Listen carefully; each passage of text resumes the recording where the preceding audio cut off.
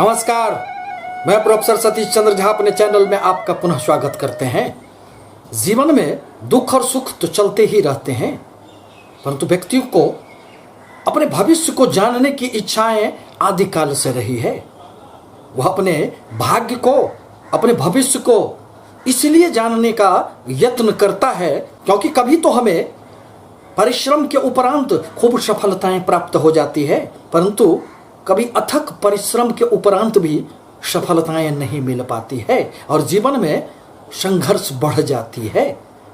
इसके कारण के संबंध में यदि विश्लेषण की जाए तो शास्त्रों में कहा गया है कि भाग्यं फलति सर्वत्र न विद्या न च पौरुषम, अर्थात हर जगह भाग्य ही फलित होते हैं।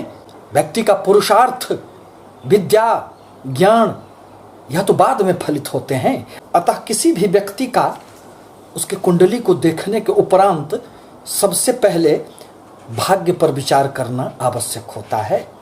अतः इसी संदर्भ में आज मैं कुंडली में बनने वाले कुछ ऐसे राजयोग के बारे में चर्चाएं लेकर उपस्थित हुआ हूं, जिसके बनने के उपरांत जीवन में अनेक प्रकार की सफलताएं अनायास ही प्राप्त हो जाते हैं।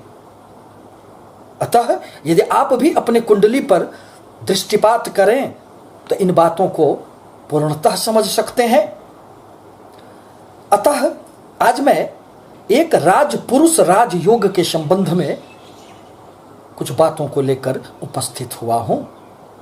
ज्योतिष ग्रंथ मानसागरी में कहा गया है कि किं कुर्वन्ति ग्रहा सर्वे यस्य केंद्रे बृहस्पति मत्त मातंग यूथानाम एको अहंत केशरी, अर्थात कोई भी लग्न हो और यदि आपके केंद्र स्थानों 1, 4, 7, 10 ये 4 केंद्र स्थान माने जाते हैं।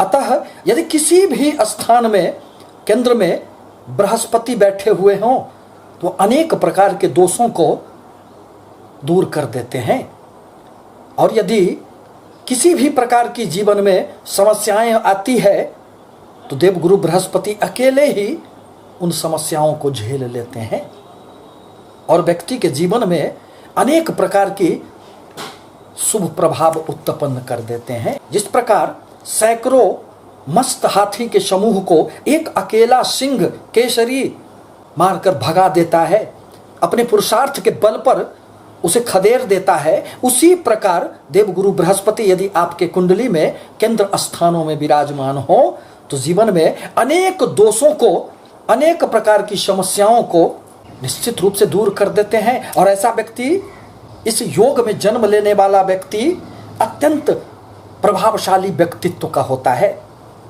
वह किसी भी क्षेत्रों में हो, परंतु वह निश्चित रूप से अपने क्षेत्र में खूब सफलताएं अर्जित करता है। जीवन में उसे यश प्रतिष्ठा भी प्राप्त होती है, क्योंकि यह योग तो अनेक अशुभ दोषों को नाश करने वाला माना गया है। अतः यदि आपके कुंडली में भी केंद्र स्थान में बृहस्पति बैठे हुए हों तो निश्चित रूप से आपको अब बहुत अधिक अन्य किसी भी अशुभ प्रभावों से डरने की आवश्यकता नहीं होगी, परंतु यह फल तब तक घटित नहीं होगा जब तक देवगुरु की महादशा, प्रत्यंतर दशा, अंतरदशा आपको न मिले।